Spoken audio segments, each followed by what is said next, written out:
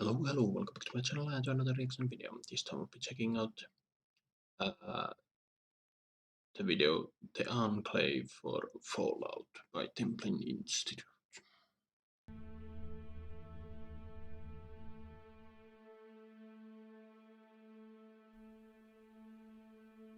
On Saturday, October 23rd, 2077, the long-awaited moment finally arrived as atomic bombs rained down across the world, extinguishing human civilization in a matter of hours. As America's greatest cities and achievements were wiped off the map one by one, the nation's highest leaders, its most prominent corporate, scientific, and military officials, watched the destruction from safety, spread across the world in dozens of specially prepared and fortified installations. Chief among these was a deep-sea drilling platform hidden in the vast stretches of the Pacific Ocean, specially equipped and completely self-sufficient. It was here the president and his closest advisors began to set their plans in motion to retake the wasteland once known as the United States, restore the control of the rightful government, and eliminate the threat of communism forever, all in the name of the Enclave. While nearly unrecognizable when compared to its pre-war counterpart, the Enclave was obsessive in its desire to be recognized as the legitimate successor to the United States. It retained much of its pre-war iconography and governmental structure, including some form of Congress, Atomic Energy Commission, Department of the Army, Secret Service, and many other branches. These varied considerably, however, from effective divisions of service to largely symbolic agencies existing purely for ceremonial or propaganda purposes. For decades after the Great War, the Enclave was content to remain hidden on its oil rig, monitoring background radiation levels across the wasteland and observing as society slowly began to rebuild itself. What they saw horrified them. Bands of psychotic mutants, malicious raiders, rogue machines, and all manner of aggressive mutant creatures fought over the remains of once great cities, while even the more civilized settlements rebuilt themselves in a perverted reflection of pre-war America. Disgusted by the effects of radiation and the pervasive mutation that had occurred across the continent, the Enclave grew increasingly xenophobic and isolationist, eventually considering themselves to be the last known concentrated bastion of pure, unmutated humanity. As a result, no attempt was made to recruit additional manpower from outside the Enclave. Instead, they relied on their formidable technology to achieve their goals. These included some of the most advanced prototypes of pre-war armor and weaponry, methodically preserved and improved upon across the centuries. Combined with one of the last known sources of fossil fuel in the post-nuclear world, which was used to supply their fleet of vertibird transports, the Enclave was one of the best equipped and trained organizations in the entire wasteland, more than a match for the disparate communities on the mainland, who had never seen so much as a working car before. Once background radiation levels had subsided to acceptable levels, the Enclave used its vertibirds to conduct scouting missions all across California, So I'm guessing that was from the first Fallout game, from which to commence the rebirth of America. One such mission discovered the remnants of Mariposa Military Base, a site of great interest to the Enclave due to its role before the war in the development of the Forced Evolutionary Virus, or FEV. The FEV was responsible for the creation of the wasteland's first supermutants, brutal and aggressive creatures gifted with immense strength and endurance while immune to disease and radiation. Considered the greatest threat to the success of the Enclave, it was hoped that the FEV might be repurposed into a biological weapon with which to wipe out the supermutants. Mariposa Military Base had been left in a state of ruin following some previous battle, but Enclave construction teams, augmented by slave labor conscripted from local settlements, were put to work excavating the site. Eventually, the Enclave gained access to the lowest levels of the facility and uncovered vats containing intact samples of the FEV. Dozens of miners and other Enclave personnel were inadvertently exposed to the FEV during its discovery, including Frank Horrigan, a Secret Service agent for Enclave President Dick Richardson. Those affected slowly transformed into a second generation of supermutants, overthrowing their guards and leading a revolt against the Enclave. Meanwhile, Frank was evacuated back to the oil rig for further study.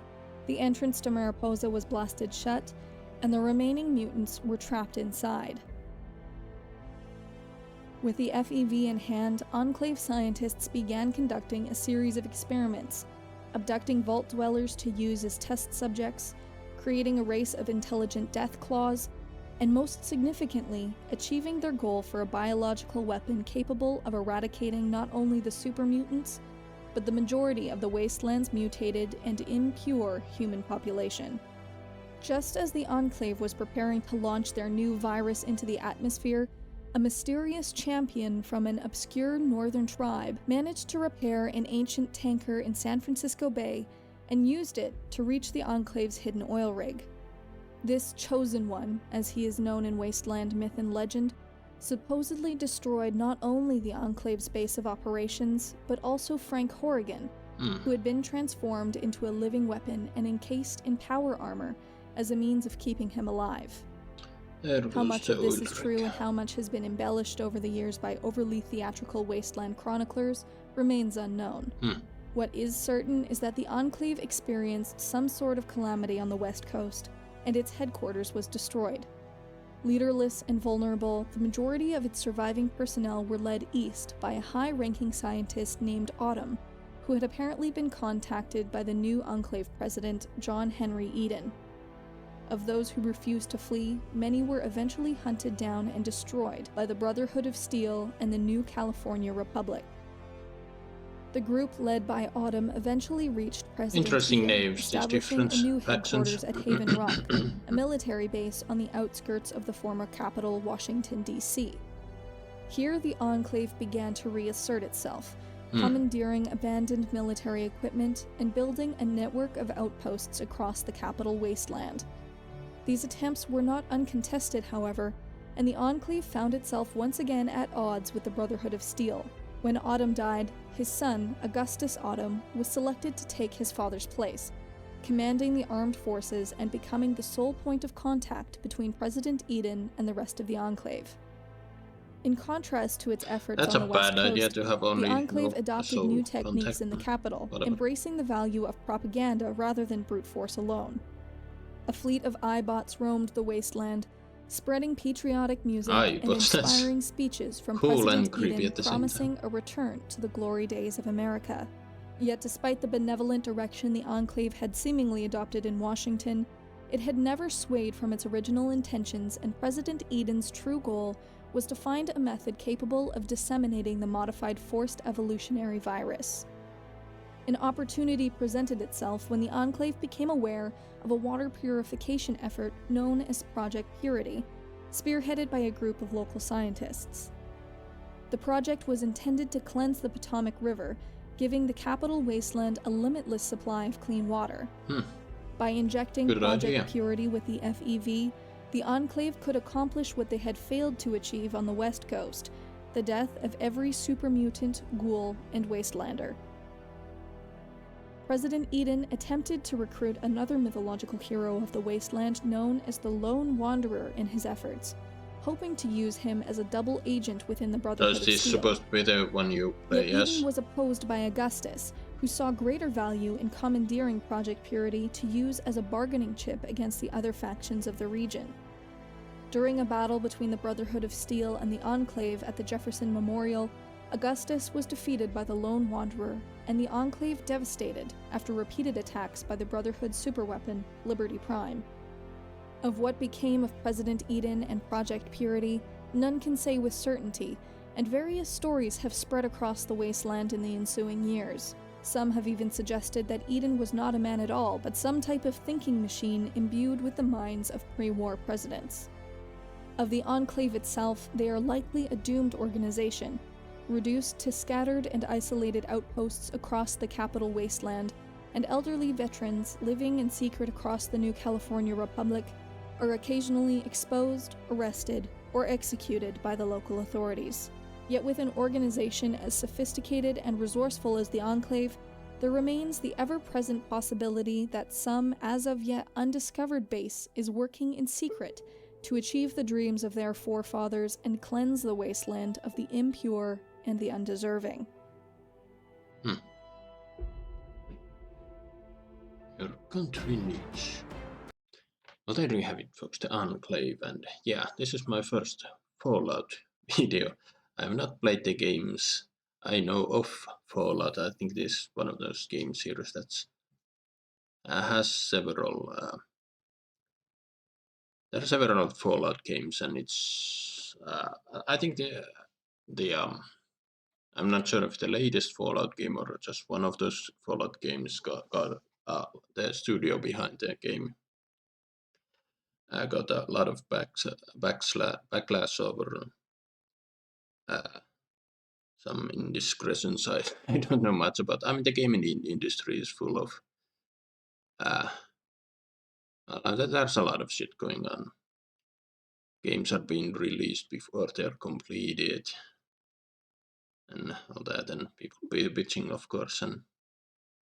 But yeah, back to the video. The Enclave. So the Enclave is the spiritual successor of the U.S. government after the world goes to shit. It's always funny to see these post-apocalyptic settings where technology has advanced, even though everything is destroyed for no logical reason other than for other. Depends on it's a movie, TV show, or a game, but yeah, story needs to happen, so this happened because whatever. But yeah, it's a very intriguing indeed. I do love my uh, post-apocalyptic stories. So the story goes that the Enclave was prepared for nuclear annihilation and had its um, fallout shelters where people would be safe, and the Enclave itself was hidden in a self-sustaining uh, oil platform in the Pacific Ocean, safe from everything. But then again, eventually that was found out. Was it by its enemies? Was it the Brotherhood of Steel that destroyed it? Already forgot. My memory sucks. So. But yeah, and after the Enclave was destroyed, those that didn't retreat with the what's his name were hunted down and destroyed by the Brotherhood of Steel and other that exist in the US, but eventually they reestablished themselves in Washington D.C. and yeah, I did like the that even in this world there are myths and legends to what happened, and some of them for members of the former leadership of the former enclave before being destroyed. They mentioned that one of them was infected with the whatever virus, and he transformed in and wore a power suit or whatever. Makes you wonder: are they really dead or are they just hiding? They're probably dead. But yeah, I do like that when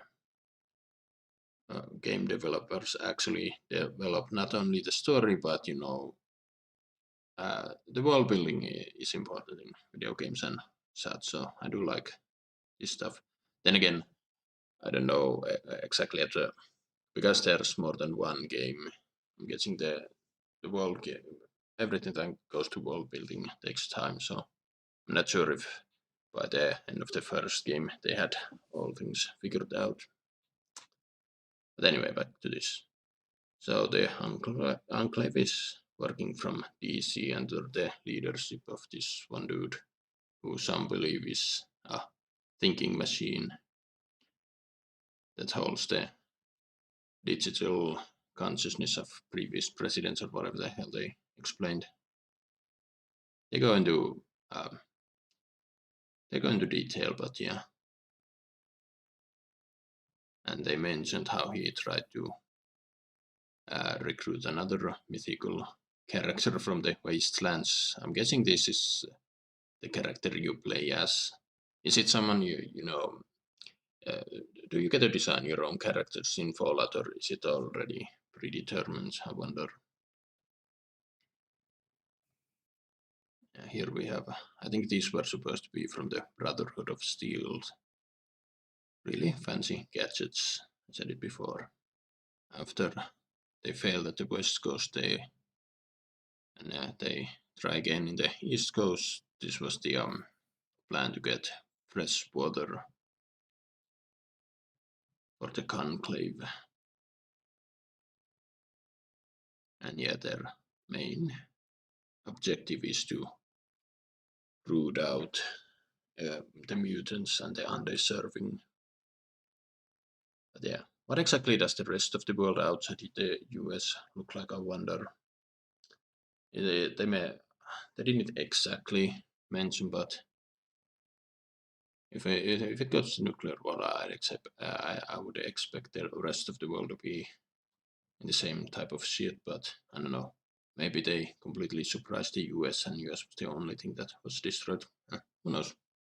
Yeah, very interesting video indeed. I mean, the Templin Institute does a good job explaining things. But yeah, that was my first Fallout video. Should I do the rest of them? You guys think? Write your thoughts down below. I'd be interested to hear. Hope you enjoyed my reaction. Don't forget to like, subscribe if you want, and I will see you in another video. Bye.